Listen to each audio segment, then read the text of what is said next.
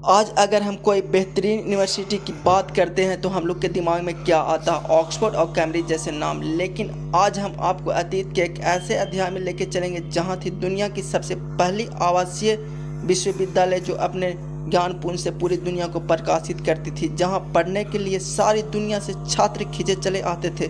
तो चलिए आपको लेके चलते हैं आज से 1500 साल पहले भारत के एक ऐसे ही यूनिवर्सिटी जिसे हम नालंदा के नाम से जानते हैं। यह एक ज्ञान का विशाल भंडार था। यहाँ सिर्फ धार्मिक ज्ञान ही नहीं बल्कि लॉजिक, मेडिसिन, फिलॉसफी जैसे कई महत्वपूर्ण विषयों की शिक्षा दी जाती थी। साथ ही साथ यहाँ थी 9 मंजिला लाइब्रेरी जहाँ पर लाख 2 लाख नहीं बल्कि 90 लाख से ज़्यादा पांडुलिपियाँ तथा किताबें रखी गई थी। यह यूनिवर्सिटी 700 सालों तक अपने ज्ञानपुंज से पूरी दुनिया को प्रकाशित करती रही। लेकिन 12वीं शताब्दी में बख्तियार खिलजी के हमला में यह यूनिवर्सिटी को जला दिया गया, जहां पे कई छात्र तथा भिक्षुओं की मौत हो गई। कहा जाता है कि जब लाइब्रेरी में आग लगाई गई थी तो उसमें इतना पुस्तकें थी कि वह 3 महीने तक जलती रही और हमारे ज्ञान की खजाना जो हमारे पूर्वजों ने हमारे लिए सहेज कर रखा था वो धुएं में तब्दील हो गई।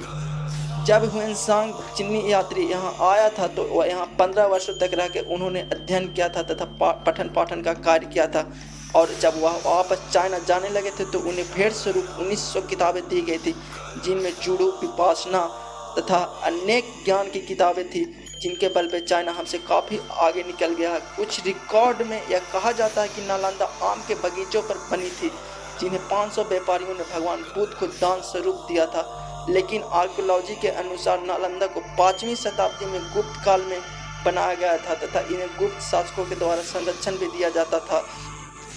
नालंदा समय के मार को नहीं सह सका और अतीत में विलीन हो गया, लेकिन डॉक्टर APJ अब्दुल कलाम के प्रयास से मॉडर्न यूनिवर्सिटी के रूप में नालंदा ने फिर से जन्म लिया, जो अब बनकर पूरी तरह से तैयार हो चुका है, जिसका उद्घाटन 19 जून 2024 को हमारे माननीय प्रधानमंत्री नरेंद्र मोदी द्वारा किया गया। हमें यह आशा है कि नालंदा द्वारा अपनी पुरानी ऊंचाइयों को फिर से प्राप्त किया जाएगा तथा अपने ज्ञानपुंज से पूरी दुनिया को प्रकाशित करेगा। धन्यवाद। आज की वीडियो में इतना ही, फिर मिलेंगे किसी नए अतीत के खोए हुए हमारे गौरव में। Thanks for watching. Please channel को लाइक, सब्सक्राइब एंड शेयर करें। Thanks for watching again.